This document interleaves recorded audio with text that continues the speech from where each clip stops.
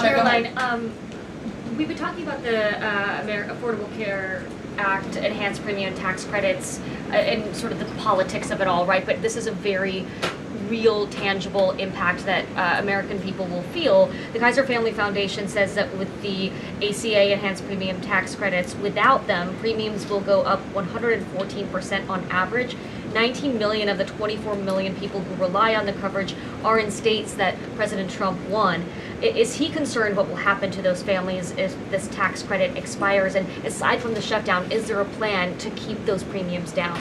Look, as the Vice President just said, we are more than happy to have this conversation. The President and the Vice President and this team are more than happy to have that conversation with Republicans and Democrats on Capitol Hill. But it cannot happen right now. Right now, we need to reopen the United States federal government because people are going without pay. You have thousands of federal workers who have to show up to work and not get paid, and that's an unfortunate situation the Democrats have put us in. Then we can discuss this very important issue of healthcare that the president absolutely wants to fix. As I mentioned yesterday, he took... But those premiums do not expire until the end of the year. It's October 1st right now. And so we have a few months to have that conversation. And it's irresponsible of the Democrat Party to try to convince the American people that that conversation has to happen right now. No, what needs to happen right now is the reopening of the United States federal government. And then this administration will be happy to work with Democrats in good faith to come to a policy determination. But one red line the government has already made clear, this administration has already made clear, this administration is never going to support taxpayer-funded benefits going to illegal aliens. And we think it's despicable that that was one of the first proposals that Democrats put in their funding proposal, in their CR. The Republican CR was a clean CR that would keep the government open. Democrats have voted for it 13 times in the past. The Democrats put this poison pill in there, this partisan pill. Why? Because they are beholden to the far left radicals in their party. And you already see 3 moderate Democrats having the courage to say no. We need to keep the government open, and then we can have these conversations about health care. Mary. Caroline, I just want to circle back to something the Vice President said about Ocasio-Cortez, and actually Vice President didn't come up sooner. So if Schumer is catering to the demands of Ocasio-Cortez, can you share whether the White House views this as cracks in Schumer's leadership, and would the Vice President be open to meeting with someone like her if she is assuming this role in the Democratic Party? I'll let the Vice President speak on that himself.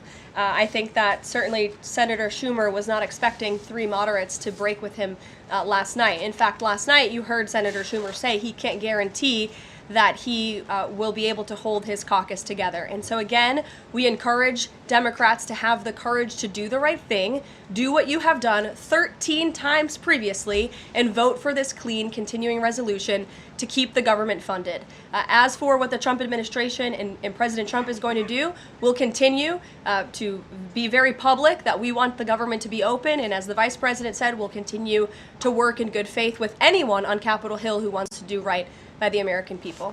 Thank you all so much. We'll see you later. Leavitt's remarks underscore how shutdown politics have become leverage in broader policy battles. By refusing to discuss Obamacare subsidies until the government is reopened, the administration is signaling that it views the shutdown as a negotiating tool.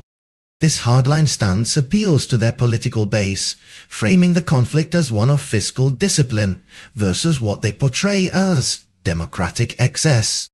However, it also risks prolonging gridlock at the expense of families caught in the middle. The exchange also highlights the increasingly performative nature of these standoffs. By blaming Democrats for introducing partisan poison pills and invoking high-profile progressives like Ocasio-Cortez, the administration is not just negotiating policy, it's trying to shape public opinion. This strategy reflects the larger trend of governing through media narratives rather than quiet compromise behind closed doors. For the public, the stakes are high. Millions of Americans relying on the HEA's enhanced premium tax credits face potential cost hikes, and federal workers are already feeling the strain of missed paychecks. Prolonged brinkmanship erodes trust in both parties and leaves citizens questioning whether their leaders are more focused on political victories than practical solutions. The broader consequence is a weakened sense of government reliability. When basic governance like keeping the government open becomes a bargaining chip, it signals to Americans that political polarization has eclipsed functional policymaking. That loss of confidence is harder to repair than any budgetary shortfall. What do you think? Should Karoline Leavitt hold the line until the shutdown ends, or should healthcare talks move forward immediately to protect families from rising premiums? Drop your thoughts in the comments below. We want to hear your take.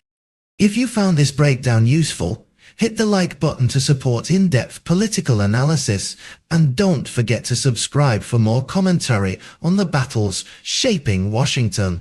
Tap the notification bell so you never miss an update, because this showdown is far from over, and we'll keep you up to speed as it unfolds.